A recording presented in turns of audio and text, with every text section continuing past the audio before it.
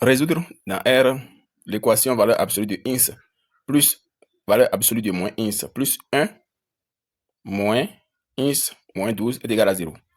Si vous avez une équation ou une équation comportant plusieurs valeurs absolues, il est toujours primordial de faire un tableau de valeurs ou encore un tableau de signes afin d'éviter des erreurs d'inattention.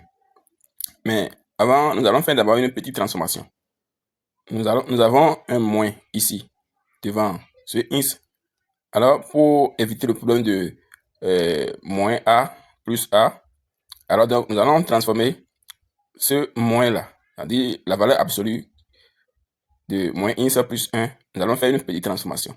Alors, quand vous avez valeur absolue de a moins b, ça fait la distance de a à b.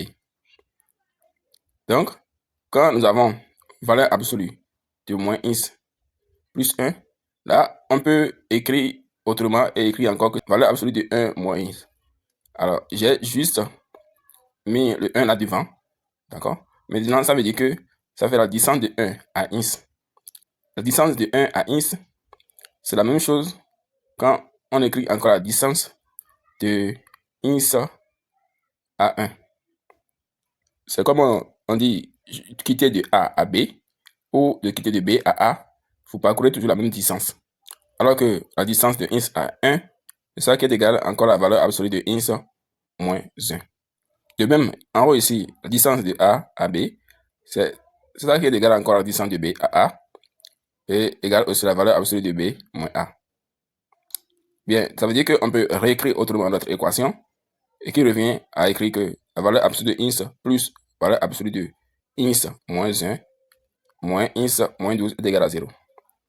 Nous allons faire un tableau de signes et de valeurs, et maintenant, les racines que nous aurons à écrire, ça va être valeur absolue de ins, donc on va poser ins est égal à 0.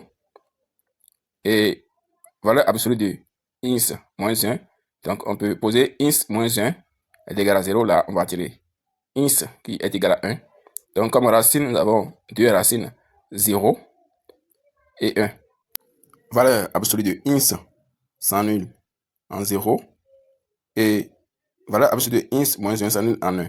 Donc, 0, c'est la racine de la valeur absolue de ins. Et pour 1, c'est la valeur absolue de ins moins 1. Donc, on fait le signe de moins a avant la racine et le signe de a après la racine.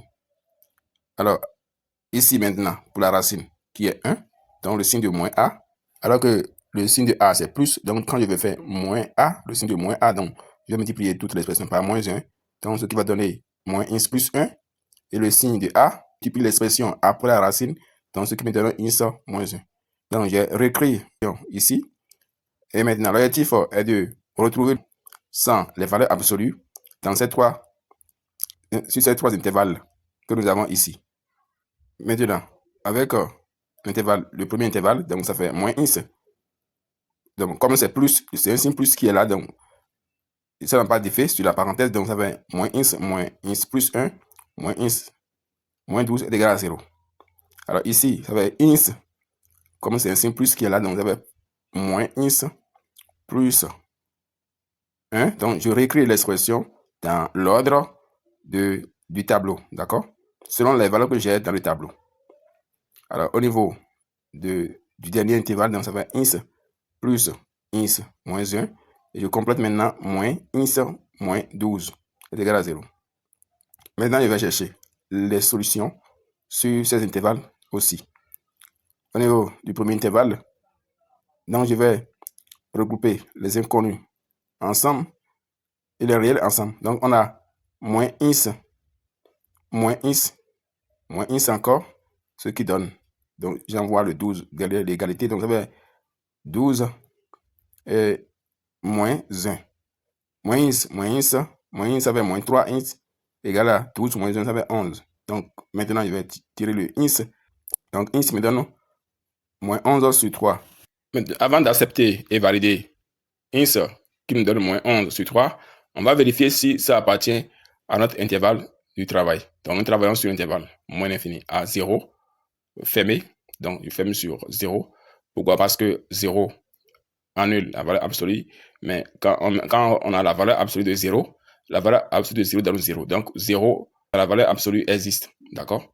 Maintenant, au niveau du deuxième intervalle, je vais ouvrir sur 0. Pourquoi? Parce que quand je vais fermer encore sur 0 ici, c'est tout comme si on a 0, 0 deux fois. Donc, on doit éviter le problème de chevauchement des valeurs. Donc, c'est pourquoi je vais ouvrir sur le 0, mais fermer sur le 1. Parce que, vous voyez, quand on met 1, on a ici 1 en nul, mais on a la valeur absolue de 0 qui existe toujours. Et donc, comme j'ai fermé sur le 1, de l'autre côté, je vais ouvrir sur le 1. Donc, c'est comme ça que nous pouvons éviter que les valeurs se répètent sur l'ensemble R.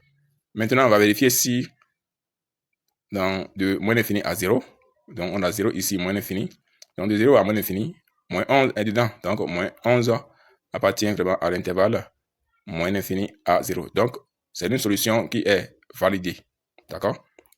Et donc on retient que sur cet intervalle, donc soit S1 qui est égal à moins 11 sur 3.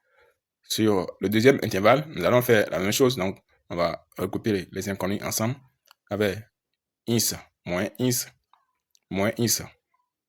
Et on va envoyer le moins 12 tel de l'égalité qui va devenir plus 12. Et il y a encore plus 1 qui va devenir moins 1 ici. Donc, ins moins ins avec 0, donc ça reste moins ins est égal à 12 moins 1 qui nous donne 11. Et donc, ins me donne moins 11. Alors, on va vérifier maintenant aussi si cette solution est validée.